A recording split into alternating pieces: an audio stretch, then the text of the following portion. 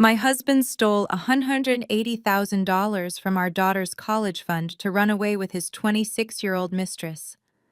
My name is Olivia Smith. I'm 38 years old, and what I'm about to tell you will show you exactly how justice arrives when you have undeniable evidence and a 12-year-old tech genius on your side.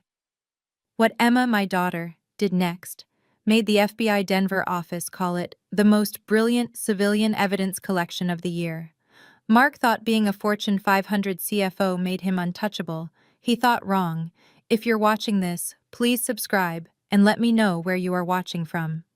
It all started on that fateful Monday morning when I discovered our bank account was completely empty. 15 years. That's how long I'd been married to Mark Smith, chief financial officer at one of Denver's Fortune 500 companies. 15 years of hearing how my work as an ICU nurse was just cleaning up after people, while his work actually moved markets.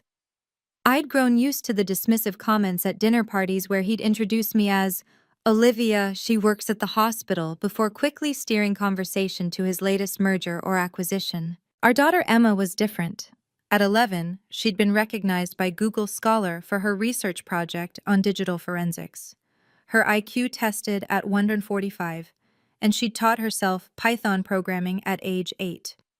Mark would brag about her genius to his colleagues, taking credit for superior genes, but at home, he barely noticed her achievements unless they made him look good. The warning signs had been there for months. Late nights at the office became overnight emergency meetings. His phone, once carelessly left around, now never left his pocket. The smell of unfamiliar perfume, something expensive and floral that definitely wasn't mine. And those whispered phone calls at 2 a.m. that he'd take in his home office, door locked. Emma noticed too. She'd started leaving me little notes. Mom, who's Dad talking to at 2 a.m.? And why does Dad delete his text messages every night? I dismissed them as a child's imagination running wild. After all, Mark controlled everything: our finances, our investments, our future. He'd hand me a credit card for household expenses like I was a child receiving an allowance. "You're a nurse, Olivia," he'd say whenever I asked about our accounts. "Don't try to understand complex financial instruments. That's what I'm here for." I signed every paper he put in front of me, trusting the man I'd loved for 15 years. Our financial arrangement had been simple, according to Mark. He managed everything: 401k, investments, savings, even Emma's college fund. That fund held $180,000, built over 12 years from my mother's inheritance after she passed from cancer. Mom had specifically wanted it for Emma's education, and I'd watched it grow with compound interest, the one bright spot in our increasingly cold marriage. Investment portfolios require constant optimization, Mark would lecture me whenever I asked for details. You wouldn't understand the derivatives and hedging strategies involved. The condescension dripped from every word. I had access to one checking account for groceries and Emma's activities. Everything else required his signature. Then came Jessica. 26 years old, Harvard MBA, hired as Mark's executive assistant 6 months ago. Blonde, polished, and fluent in the language of wealth Mark worshipped. She'd appear at our house for urgent work matters on weekends, her designer heels clicking on our hardwood floors while I served coffee in my scrubs, having just finished a 12-hour shift.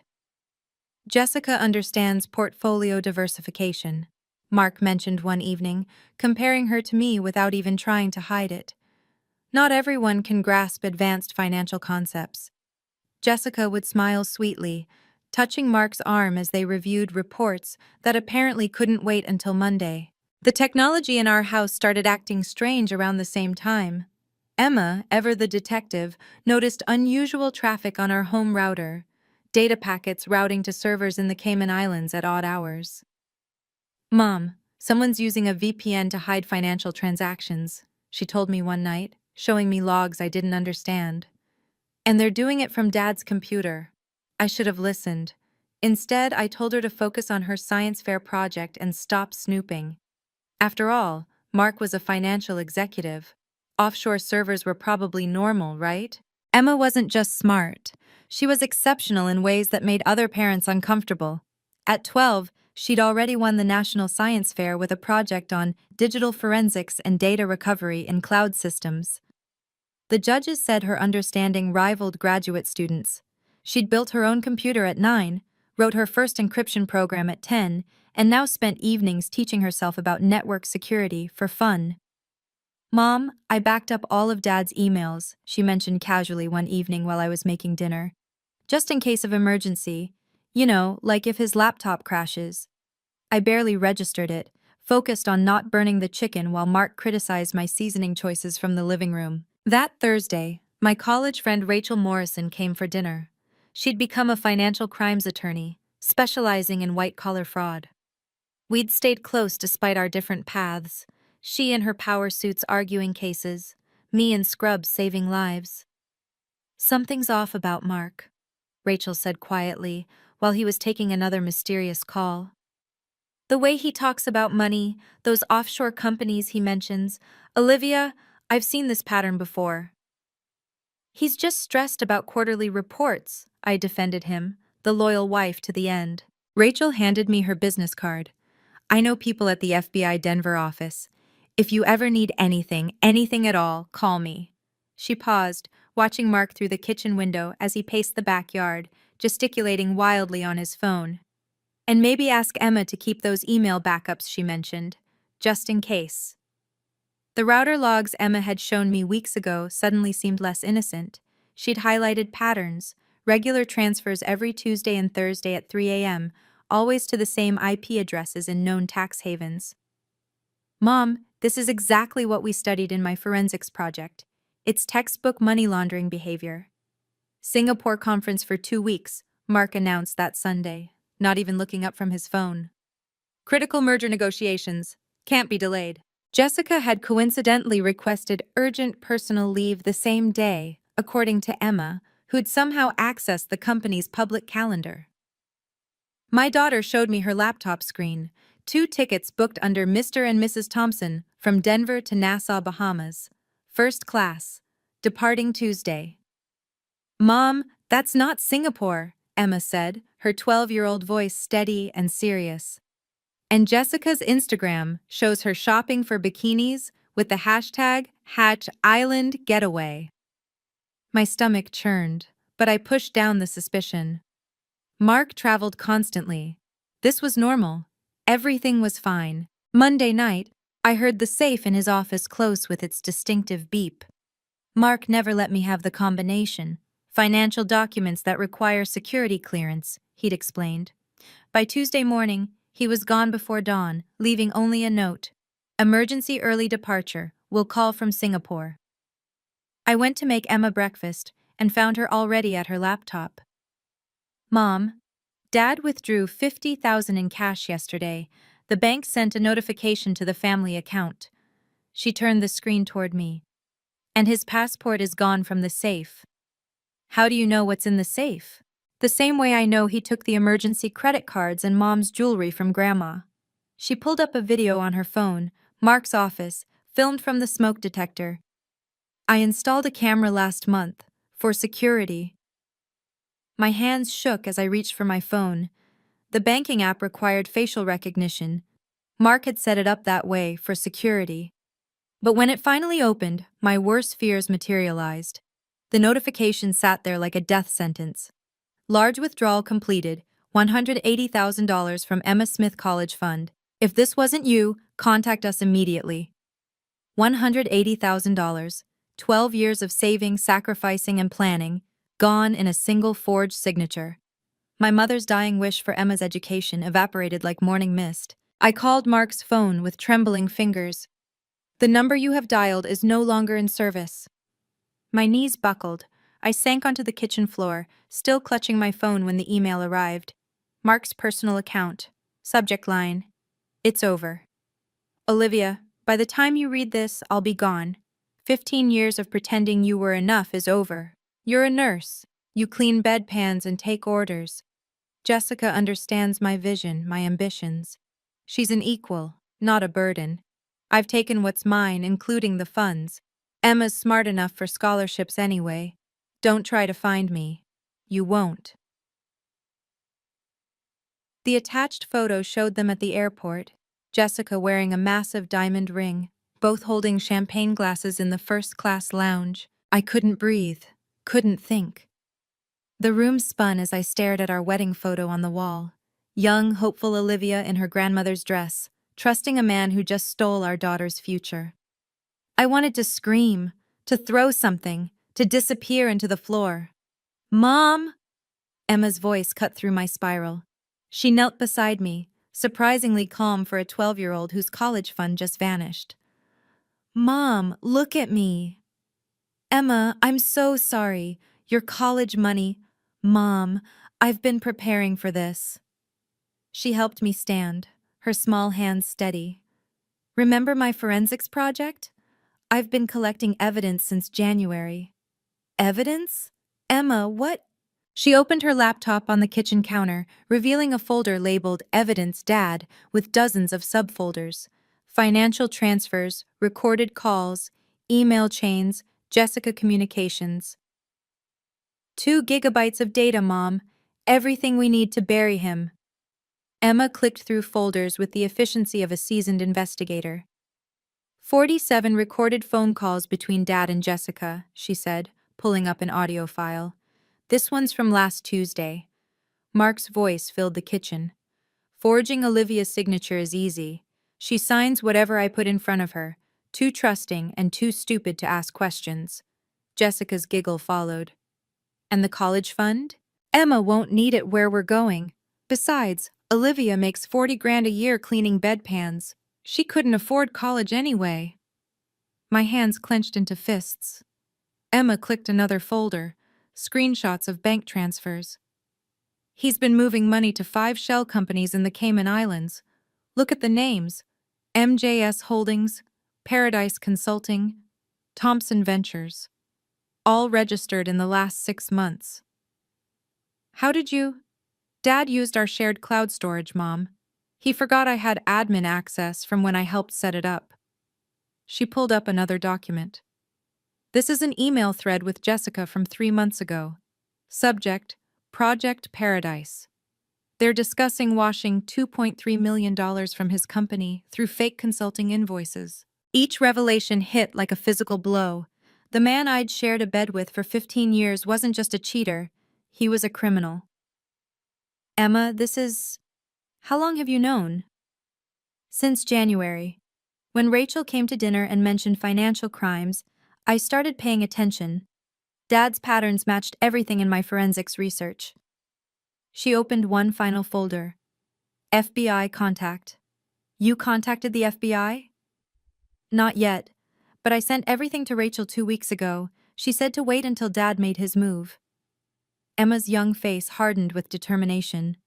Mom, he stole from us, but he also stole from his company. That's federal crime. That's prison time. I know this is shocking, a 12-year-old gathering evidence like a seasoned detective. If this story makes your blood boil, hit that like button and comment below. Do you think Emma's evidence will be enough for the FBI to act? Don't forget to subscribe and ring the notification bell, because what happens next in that corporate boardroom where Mark once humiliated me? It's going to be absolutely explosive. Now, let me tell you how we mobilized the FBI. Rachel arrived within an hour, her silver BMW screeching into our driveway. She walked in wearing full lawyer mode, power suit, briefcase, and an expression that could freeze hell. "Show me everything," she commanded, and Emma complied, walking her through each piece of evidence with the precision of a prosecutor. Rachel's eyes widened with each revelation. This isn't just fraud, Olivia. This is racketeering, money laundering, tax evasion. Your husband is looking at 15 to 20 years federal prison. Ex-husband, I corrected, my voice finding strength. Rachel pulled out her phone. Agent Thompson, it's Rachel Morrison. Remember the case I mentioned? We have enough for RICO charges. She paused, listening. Yes, 2.3 million. The suspect is currently in the Bahamas, but has a return ticket. Another pause. The quarterly board meeting? Perfect. She hung up and turned to us. Mark's company holds their quarterly meeting in 72 hours. The entire C-suite, board of directors, and senior management, about 200 people. Agent Thompson says if we can get Mark to confess in front of witnesses, they can arrest him on the spot. But how do we get in? I asked. Emma pulled up something on her laptop. Mom still has spousal access to the building. The badge is active until the divorce is final. And Mark will be there? Rachel smiled, sharp and predatory. Oh, he'll be there. He's presenting the quarterly financial report. The CEO specifically requested his attendance via email yesterday. She showed us her phone. My contact in corporate confirmed it. Mark doesn't know we know he's coming back early from his Singapore trip. This is insane, I breathed.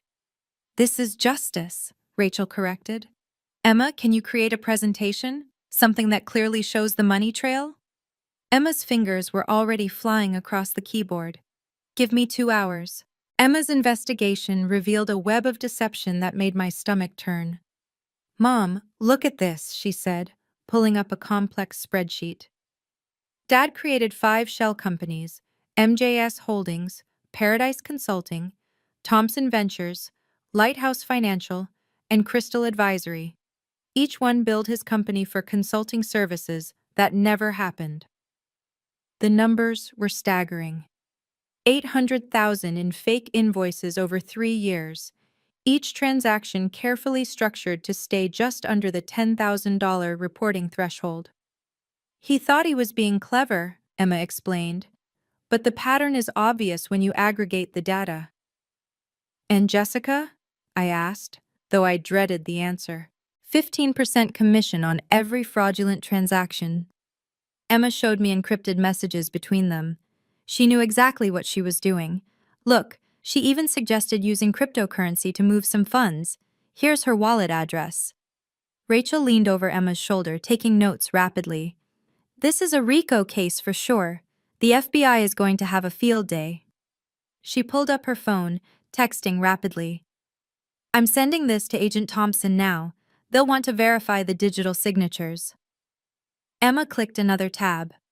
I also found this. Dad's contract with the company includes a morality clause and a specific provision about fiduciary responsibility. If he's convicted of financial crimes, they can claw back 5 years of bonuses. How much is that? $3.7 million. The room went silent. Mark hadn't just stolen from us. He'd risked everything for greed and a 26-year-old MBA. There's more, Emma said quietly. I found correspondence about a life insurance policy Dad took out on me last year. $1 million, with Jessica as the secondary beneficiary after him. My blood went cold. He took out life insurance on our daughter? Rachel's face darkened. We need to move fast. This is bigger than we thought. The FBI field office in downtown Denver felt surreal, like stepping into a TV crime drama, except this was my life. Agent Thompson turned out to be a tall black woman with sharp eyes and an even sharper mind. She'd brought 2 forensic accountants who looked like they ate spreadsheets for breakfast.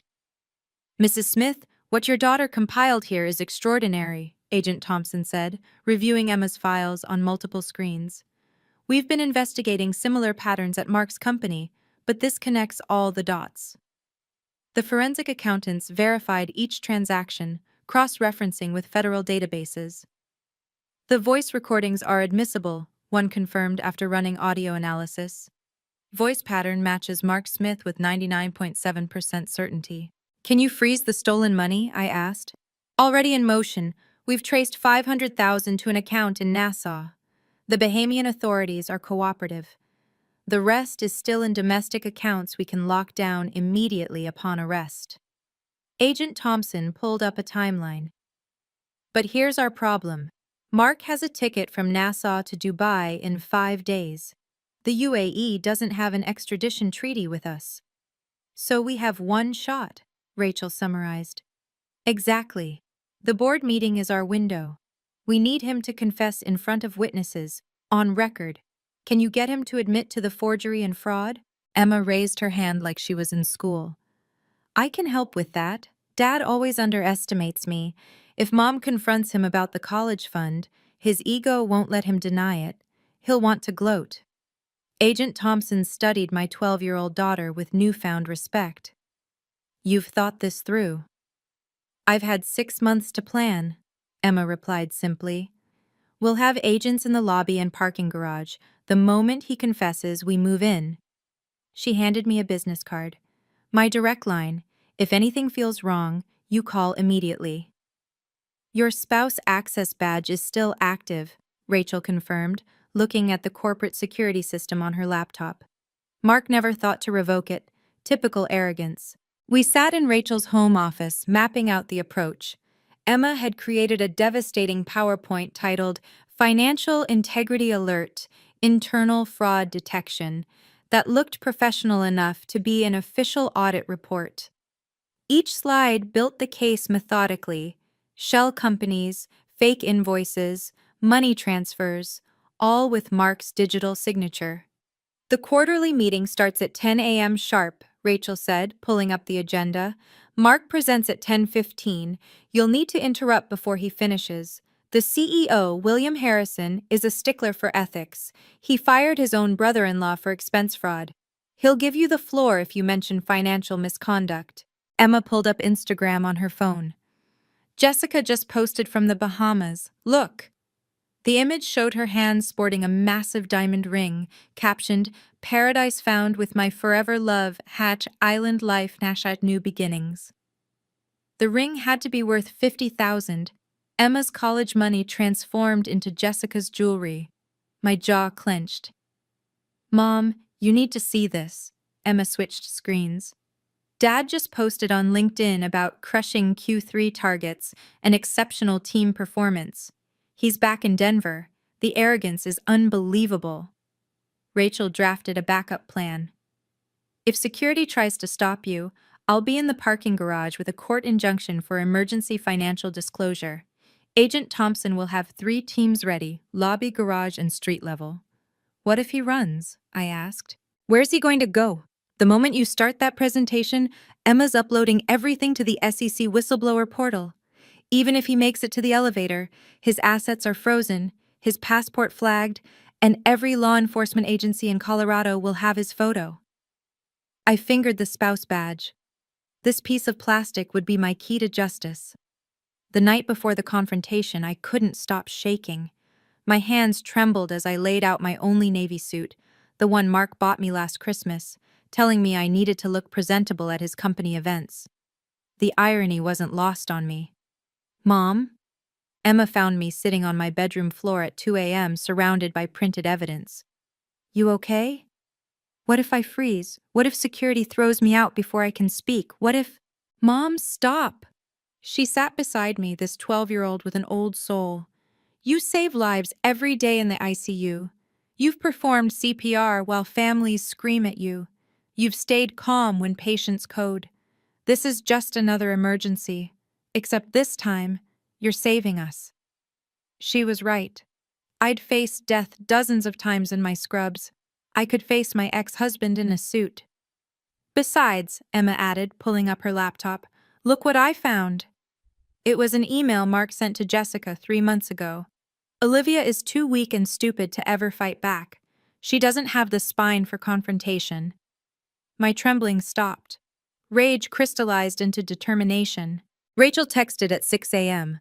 Judge signed the emergency disclosure order. FBI in position. Your badge was scanned entering the garage yesterday, still active. Green light.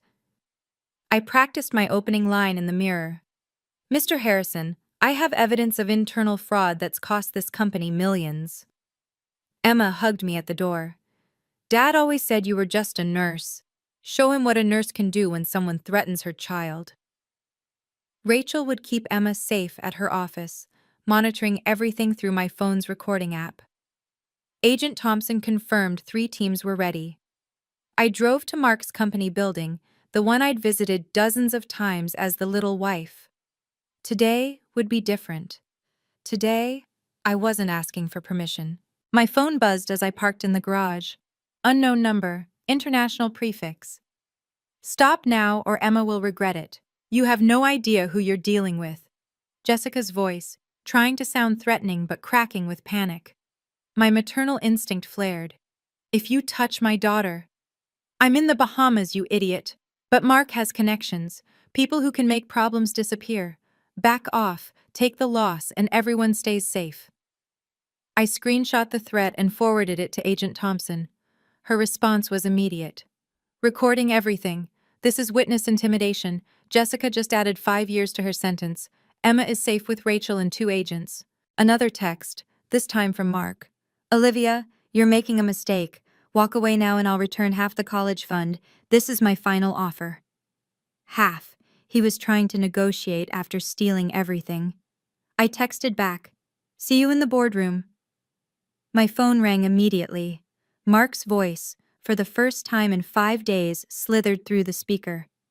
You stupid bitch. You have no idea what I'm capable of. I'll bury you in legal fees. I'll make sure you never see Emma again.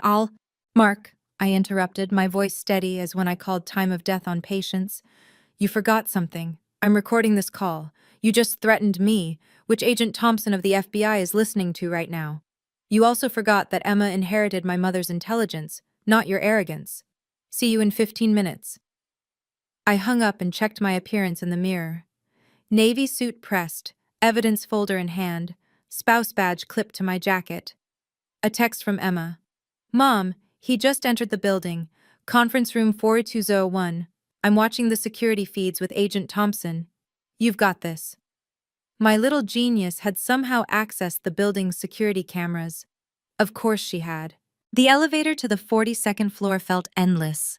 Each floor that ticked by hammered my heart harder. When the doors opened, I could hear Mark's voice booming from the conference room. Q3 exceeded all projections. Our financial strategies have yielded a 17% increase in net revenue. I peered through the glass wall. There he was, my husband of 15 years, standing at the head of a massive conference table in his $5,000 Armani suit, laser pointer in hand, commanding the room like he hadn't just stolen our daughter's future. The CEO, William Harrison, sat taking notes.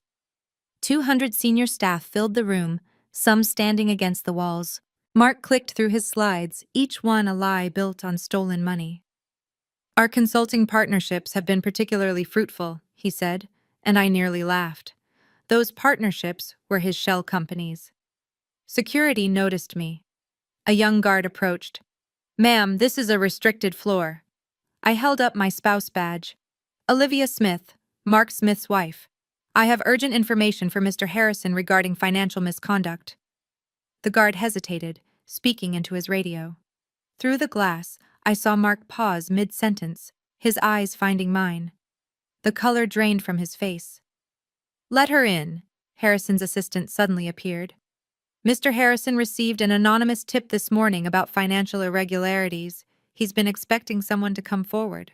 Emma, my brilliant daughter, had sent the CEO just enough information to prime him for this moment. Mark tried to continue his presentation, but his voice wavered.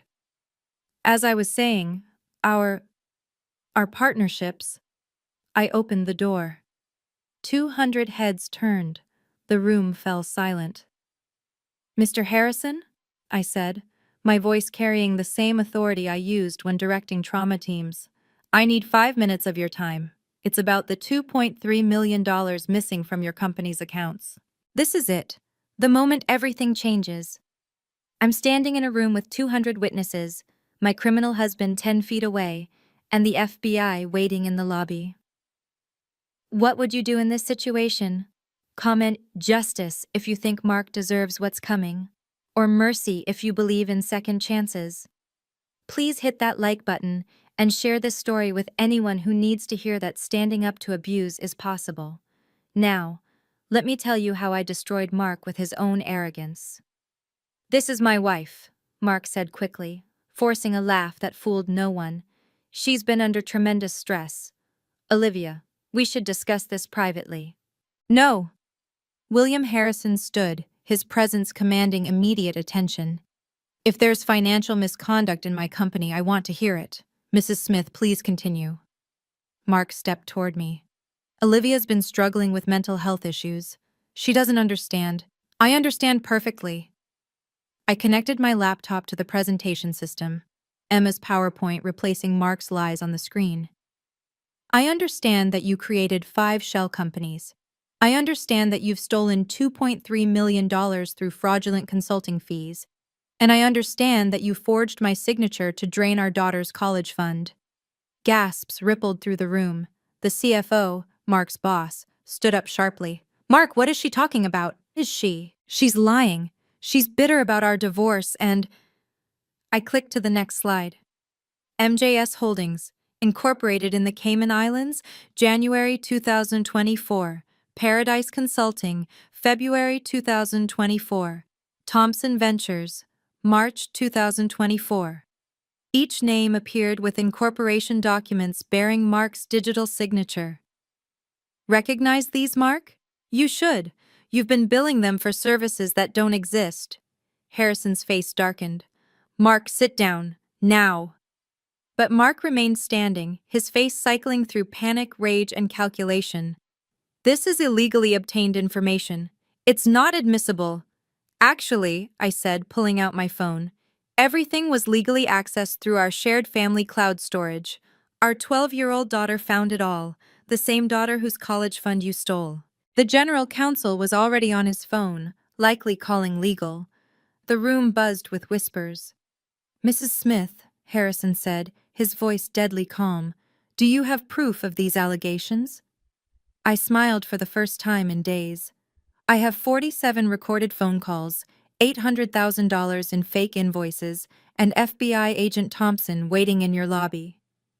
I need 5 minutes to save your company from a scandal that will make headlines nationwide, I announced, my voice steady despite 200 eyes boring into me. Mark lunged forward. Security, remove her. Sit down. Harrison's command cracked like a whip. Mrs. Smith, you have the floor. I clicked through Emma's presentation, each slide a nail in Mark's coffin. January through March, $800,000 in consulting fees paid to companies that exist only on paper. April through June, another $700,000. Every invoice approved by Mark Smith, your CFO. The room was so quiet I could hear the air conditioning humming. Mark's boss, the senior CFO, had gone pale. Mark, these are the partnerships you reported as strategic wins? She's setting me up, Mark's voice cracked. This is a vindictive ex-wife trying to… I played the first recording. Mark's voice filled the room. The beauty of shell companies is that nobody questions consulting fees. As long as I approve them, they go through. Olivia's too stupid to notice, and the board trusts me completely. Several board members shifted uncomfortably. One woman in the corner was recording everything on her phone. That's deep fake technology, Mark stammered. Really? I clicked to the next slide. A flowchart Emma created showing money moving from the company to the shells to Mark's personal accounts. Then how do you explain these wire transfers? Each one just under the federal reporting limit. Classic structuring to avoid detection. The general counsel stood up. Mr. Harrison, we need to contact law enforcement immediately. Already done, I said, pulling out Agent Thompson's card. The FBI has been investigating for weeks. They're downstairs with arrest warrants. Mark's face went from red to white. You called the FBI on me? You fucking… Language, Mr. Smith, Harrison said coldly. You're still in my boardroom, for now. I clicked methodically through each piece of evidence, my voice clinical and detached, the same tone I used when explaining fatal diagnoses to families. February 15th, $150,000 to Paradise Consulting for market analysis. Here's the invoice. The document appeared on screen. Signed digitally by Mark Smith. Except Paradise Consulting's registered address is a mailbox in the Cayman Islands, and their only employee is Jessica Walsh, Mark's executive assistant. Jessica's corporate headshot appeared next to her signature on the fraudulent documents. Several people who knew her gasped. March 22nd, $200,000 to Thompson Ventures for strategic planning. The company was incorporated 3 days before the invoice was submitted. The planning document delivered? I clicked again. Plagiarized entirely from a 2019 McKinsey report, available free online. The general counsel was typing furiously on his laptop, cross-referencing every transaction. His face grew more horrified with each confirmation. I played another recording. Mark's voice, smug and clear. The college fund was the easiest. Olivia signs anything I put in front of her. One forged signature, and $180,000 becomes our paradise fund. Emma can take out student loans like everyone else. A woman in the front row covered her mouth in disgust. He stole from his own child? April 10th, I continued. Mark accessed our daughter's trust fund, established by my deceased mother for Emma's education. This is the forged withdrawal slip. My signature, obviously traced, appeared on screen next to my actual signature for comparison. This is the real signature. Even a child could see the difference. Mark stood up suddenly. I don't have to listen to this assassination of my character. Yes, you do. Harrison's voice was ice. Security, ensure Mr. Smith remains in this room. Two guards moved to block the exits. Mark's composure finally shattered completely. This is a setup. Olivia's always been jealous of my success. She's just a nurse. She doesn't understand complex financial instruments. Just a nurse? I pulled up the next recording, my hand steady on the mouse. Let's hear what you really think about that. Mark's voice filled the room again, this time talking to Jessica. Olivia's too stupid to figure out what we're doing. She spends her days wiping asses and taking orders from doctors. She wouldn't recognize a financial crime if I wrote embezzlement on her forehead. That's why I married her, pretty enough to look good at events, dumb enough to never question me. Jessica's giggle followed. And I'm smart enough to help you get what you deserve. Every penny and more, baby. Olivia can keep her minimum wage nursing job while we live like royalty. The room erupted. Several women looked ready to physically attack Mark. Harrison held up his hand for silence. That's taken out of context. Mark was sweating through his Armani suit. Which part? I asked. The part where you called me stupid, or the part where you admitted to financial crimes with your mistress? My phone buzzed. Rachel's text.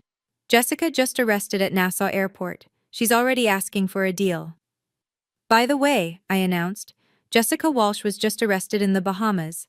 She's offering full cooperation in exchange for reduced charges. Mark's legs seemed to give out. He collapsed into his chair. She wouldn't. We're engaged. With a ring bought using my daughter's college fund? I clicked to Jessica's Instagram post, the $50,000 diamonds sparkling on the screen. This ring, posted yesterday with the caption, Paradise found with my forever love? Guess Paradise is a federal holding cell now. William Harrison picked up his phone, his expression carved from granite. Get me the FBI, now. No need, I said, sending a text to Agent Thompson. They're already here. The conference room doors opened with dramatic precision. Agent Thompson entered with 4 federal agents, their badges visible, their faces all business. The entire room seemed to hold its breath. Mark Smith?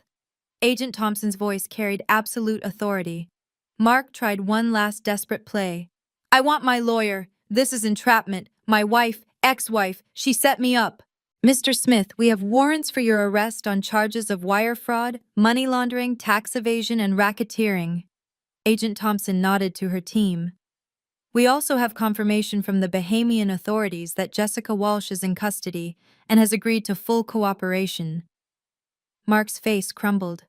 He looked at me with naked desperation. Olivia, please, think about Emma. Think about what this will do to her. I am thinking about Emma, I replied, my voice steady as a heartbeat monitor. I'm thinking about how her brilliant evidence collection is going to put her father in federal prison where he belongs. I'm thinking about how she'll never have to hear you call her mother stupid again. I'm thinking about how the FBI called her work exceptional and MIT wants to publish her story. Stand up, Mr. Smith, Agent Thompson commanded. Mark stood on shaking legs. The agent pulled out handcuffs, the metal catching the light from the floor-to-ceiling windows. Mark Smith, you're under arrest. You have the right to remain silent. The click of the handcuffs echoed through the silent room. 200 witnesses watched as the man who'd stolen millions was arrested in the very boardroom where he'd once been celebrated. "Olivia," Mark said one last time, "I'm sorry. I'm so—" "Save it for the judge." The handcuffs clicked shut with a sound that seemed to echo through my entire marriage. 15 years ending in cold metal and Miranda rights. "Anything you say can and will be used against you in a court of law." Agent Thompson's voice was methodical, practiced, as Mark's wrists were secured behind his back. William Harrison stood, his voice cutting through the stunned silence. "Mark Smith, you are terminated effective immediately. Security will clean out your office under FBI supervision. Your corporate accounts are frozen pending investigation." The room erupted in whispers, phones appearing despite corporate policy. Within seconds, Mark's arrest was being live-streamed by at least a dozen employees. I heard someone whisper, "This is going viral." Mark made one final attempt at manipulation, tears actually forming in his eyes. "Olivia, please, for Emma. She needs her father." "No," I said, standing straighter than I had in years. "She needs honesty, she needs justice. She needs to know that stealing has consequences, that lying has consequences, that betraying your family has consequences. You taught her that today, Mark, just not the way you intended." The general counsel approached me. "Mrs. Smith, on behalf of the company, I apologize. We should have caught this. The board will want to thank you personally." Several female employees started clapping, then more joined. By the time Agent Thompson led Mark toward the door, half the room was applauding. One woman called out, "Thank you for being brave." Mark turned back one last time, his expensive suit wrinkled, his face defeated. 2.3 million, Olivia. Do you understand what you've cost me?" "Everything," I replied simply. "Just like you cost Emma her college fund, except she'll get hers back. You'll spend the next 15 to 20 years thinking about yours from a federal cell." The elevator doors closed on my ex-husband's future. The moment the elevator doors closed, the room exploded into action. FBI agents swarmed Mark's corner office, boxing up computers and files. The general counsel was on 3 phones simultaneously, likely doing damage control with investors and media. William Harrison approached me personally, extending his hand. "Mrs. Smith, what you did today took incredible courage. The company owes you a debt of gratitude." "I just wanted my daughter's college fund back," I said, suddenly exhausted as the adrenaline faded. "You'll get it. The company will ensure full restitution immediately, regardless of how long the federal case takes." He handed me his business card. "Our legal team will be in touch. We'll also cover any expenses you've incurred pursuing this matter." A senior female executive hugged me unexpectedly. "My ex-husband did something similar, but I never had the evidence to prove it. You're a hero to every woman who's been financially abused." Another woman pressed her business card into my hand. "I run a nonprofit for financial literacy education. We'd love to have you speak about recognizing financial abuse." My phone buzzed constantly, Rachel sending updates, Emma asking if I was okay, reporters who'd somehow gotten my number. Someone showed me their phone, but Justice for Olivia was already trending, with the arrest video at 2 million views in 30 minutes. The CFO, Mark's former boss, approached hesitantly. "Mrs. Smith, I'm deeply sorry. There were signs I should have seen. The board has authorized an immediate forensic audit of all financial operations." "Make sure you check everyone who reported to Mark," I advised. My daughter found evidence that at least 2 other employees knew about the shell companies. His face paled further. "We will, thank you." As I gathered my laptop, Agent Thompson returned. "Mrs. Smith, we'll need you to come to the federal building tomorrow for a full statement. Bring Emma. The prosecutor wants to meet your remarkable daughter." Outside the building, Emma and Rachel waited by Rachel's BMW. The moment Emma saw me, she ran into my arms. "Mom, the live streams are everywhere. Dad's mugshot is already on CNN's website." She pulled back, studying my face. "Are you okay?" "I am now." I hugged her tighter. this brilliant 12-year-old who'd saved us both. You did it, Em. Your evidence put him away. We did it, she corrected. I gathered evidence, but you had the courage to present it. You stood up in front of 200 people and fought for us. Rachel joined our hug. That was the most beautiful takedown I've ever witnessed. Harvard Law is going to teach this case for decades. She pulled back, grinning. Also, Jessica's lawyer just called. She's giving up everything. Offshore accounts, other employees involved, even Mark's plan to flee to Dubai next week. Mom, look! Emma showed me her phone. A message from MIT's Ethics and Technology Journal. We'd be honored to publish your story of digital forensics and family justice. Reporters were starting to gather, having figured out where we'd parked. One called out, "Mrs. Smith, how does it feel to have caught your husband?" Emma stepped forward before I could respond, her 12-year-old voice carrying surprising authority. My mom didn't just catch a criminal. She showed every woman watching that financial abuse is still abuse, and there's always a way to fight back if you have the right evidence. Also, my dad underestimated both of us because mom's a nurse and I'm a kid. That was his biggest mistake. Rachel whistled low. Your daughter's going to be president someday. Or FBI director, Emma said seriously. After today, I know what I want to do with my life. Help other families get justice through digital forensics. Within 2 hours, the story exploded beyond anything we could have imagined. The video of Mark's arrest had 5 million views and climbing. Hatch Justice for Olivia occupied the #1 trending spot nationwide, with hashtag Emma the Genius close behind.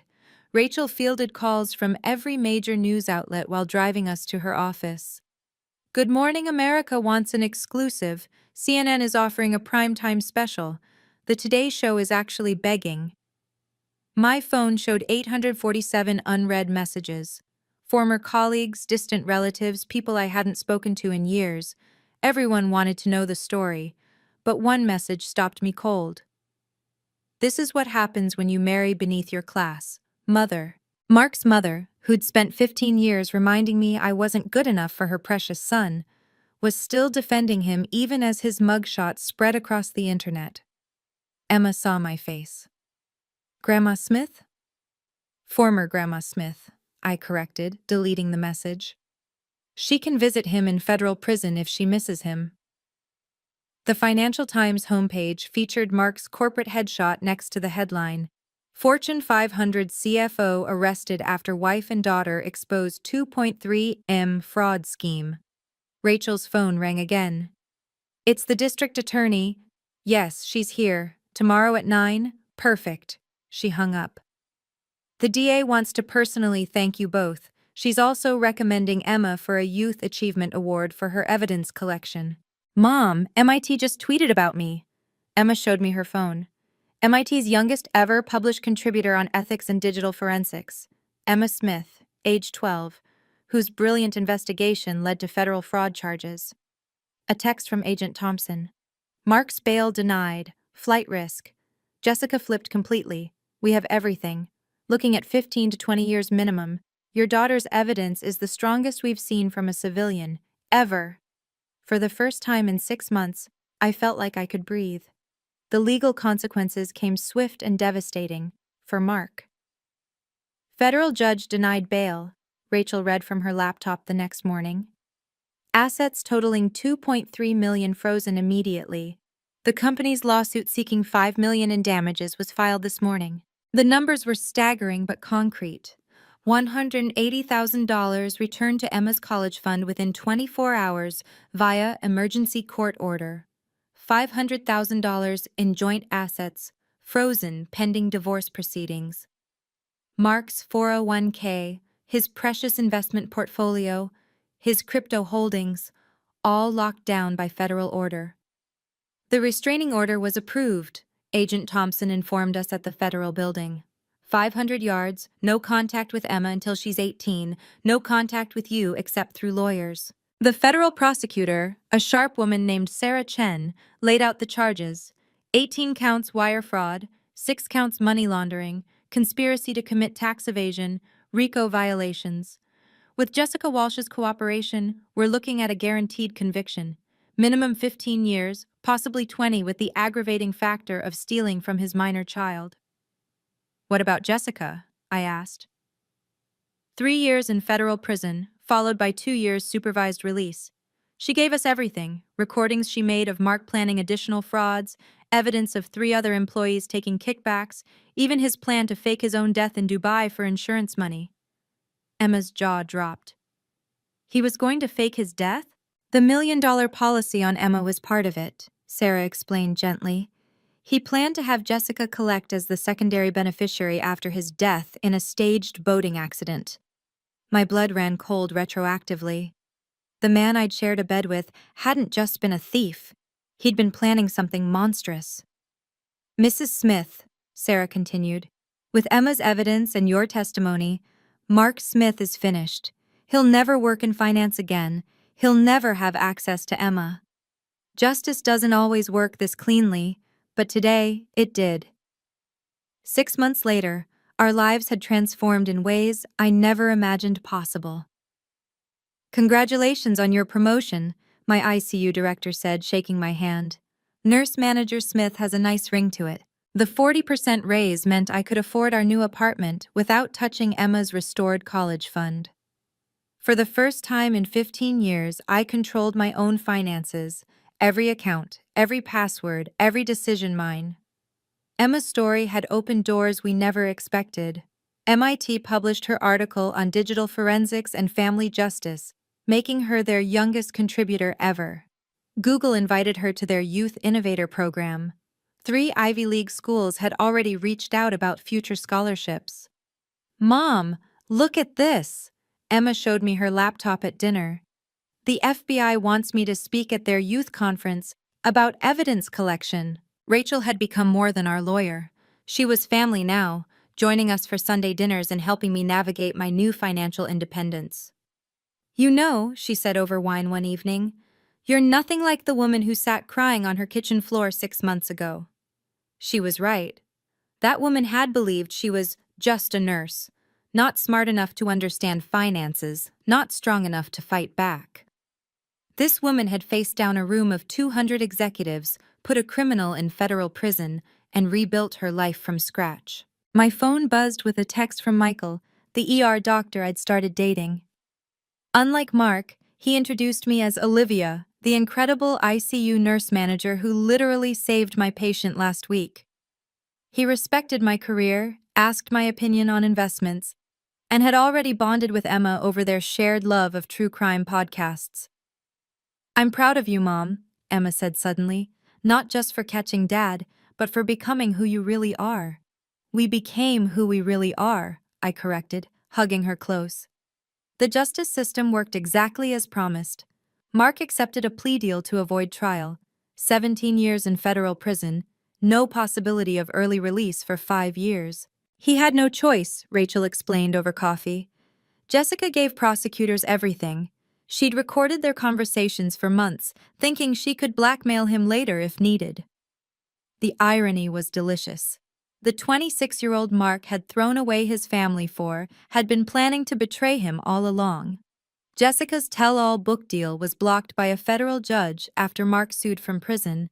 Criminals can't profit from their crimes. She testified that Mark had 3 other affairs during your marriage, Rachel continued. All with junior employees. HR found payoffs to keep them quiet. Another $300,000 in embezzled funds. Jessica got her 3 years as promised, serving time at a minimum security facility in California. Her Instagram perfect life reduced to a prison number and an orange jumpsuit. The other employees involved fell like dominoes. 2 junior accountants pled guilty to conspiracy charges. A VP who'd taken kickbacks was fired and faced separate charges. The company cleaned house thoroughly, installing new oversight systems Emma consulted on as part of her MIT project. Dad wrote me a letter, Emma told me one evening, holding an unopened envelope. You don't have to read it. She tore it in half. I know. He had 17 years to be a good father. Now he has 17 years to think about what he threw away. Mark's mother tried to visit us once, demanding to see her granddaughter. The restraining order extension covered her too after she screamed at me in the apartment lobby, calling me a vindictive bitch who destroyed a good man. The security footage of her meltdown went viral, adding to Mark's humiliation. From corporate CFO to federal inmate 47293-008. That was Mark's entire legacy now. A year later, Emma and I sat in our cozy apartment, preparing her application essays for summer programs. She'd received a full scholarship to Google's youth coding camp and had her pick of opportunities. "Mom, should I write about Dad for my MIT early admission essay?" she asked. "Write about you," I advised. "About your strength, your brilliance, your integrity. He's just a footnote in your story, not the main chapter." I'd learned so much in that year. The red flags I'd ignored for 15 years seemed so obvious now. Financial secrecy, controlling behavior, constant belittling of my career, isolation from friends who questioned him. I shared these lessons at support groups for financial abuse survivors, helping other women recognize the signs. "You know what the biggest lesson was?" I told the group one evening. "Abusers count on your self-doubt." Mark told me I was just a nurse so many times, I started believing it. But nurses save lives. We make split-second decisions. We manage complex medical situations. We're not just anything, we're essential. Michael had proposed last week, but I'd asked for time. Not because I didn't love him, but because I needed to be sure I was choosing from strength, not need. Emma approved. "Take your time, Mom. We're good on our own." We were more than good. Emma had her future secured with a restored college fund and scholarship offers. I had a career I was proud of, financial independence, and hard-won wisdom. We had each other and a chosen family in Rachel and the community of survivors we'd found. "Mom," Emma said one evening, "I used to wish Dad was different. Now I'm glad he showed us who he really was. We're stronger without him." She was right. Mark had meant to destroy us. Instead, he'd freed us to become who we were meant to be. Today marks exactly 1 year since Mark's arrest in that boardroom. Emma, now 13, just completed her internship at a cybersecurity firm that specializes in financial fraud detection. The CEO personally mentored her, calling her the future of digital forensics. I've spoken at 15 conferences about financial abuse, reaching over 3,000 survivors. The support group I founded has 847 members across the country, each sharing their story and finding strength in community. We've helped 47 women gather evidence safely and pursue legal action against their abusers. Last month brought unexpected vindication. Mark's appeal was denied, with 2 years added to his sentence for perjury when he lied about additional hidden assets during the plea deal. 19 years total. Emma will be 32 when he gets out. The company Mark defrauded recovered $1.8 million and donated $500,000 to domestic violence prevention programs in what they called the Olivia Smith Initiative. His former office is now a wellness room for employees dealing with stress. This Christmas, I received cards from 47 women whose lives changed because our story gave them courage to leave. One wrote, "You showed me that evidence is power, and power is freedom." Emma and I are writing a book together, part memoir, part guide for recognizing and escaping financial abuse. The advance will fully fund her MIT education. Through this journey, I've identified 5 critical red flags of financial abuse that every person needs to recognize. First, financial secrecy. If your partner hides accounts, refuses to share passwords, or makes you sign documents without explanation, that's not protection, it's control. Second, career belittlement. Anyone who consistently diminishes your profession, whether you're a nurse, teacher, or CEO, is trying to erode your confidence and independence. Third, isolation from financial decisions. You should understand every account, investment, and debt in your name. "It's too complicated for you," is abuser language. Fourth, sudden behavioral changes around money. New phones, deleted messages, Mysterious meetings. Trust your instincts when patterns change.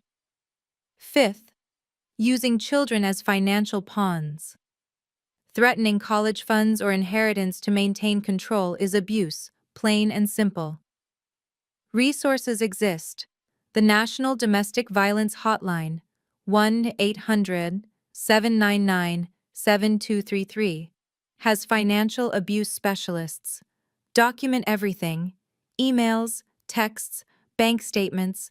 Store copies with trusted friends. Your local women's shelter can provide legal referrals even if you're not ready to leave. Most importantly, you are not just anything.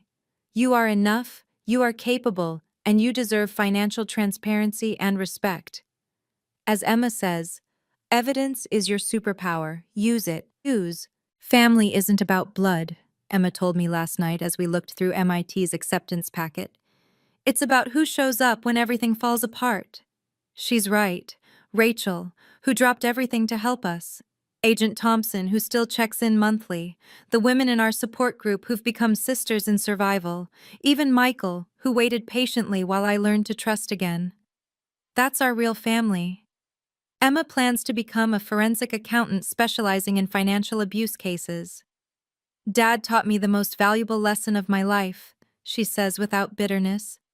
He showed me exactly who I don't want to become and exactly why this work matters. Mark took $180,000, but he gave us something priceless: freedom from his poison, strength we didn't know we had, and a purpose that's helped dozens of families escape similar situations. In his 6x8 cell, I wonder if Mark thinks about the 4-bedroom house he traded for greed, the family he destroyed for a 26-year-old who betrayed him instantly, the respect he sacrificed for money that now pays restitution to his victims. But mostly, I don't think about Mark at all. We have a future to build, Emma and I, and it's brighter than anything I imagined when I was just a nurse married to a monster. If this story resonated with you, please like and share it with someone who needs to hear that escape is possible. Comment below if you or someone you love has survived financial abuse. This community stands ready to support you. Subscribe and hit the notification bell for more stories of justice, survival, and triumph. Remember, you deserve financial transparency. You deserve respect. You deserve freedom. Document everything, trust your instincts, and never let anyone tell you you're just anything. Thank you for listening to our story. May it give you strength to write your own.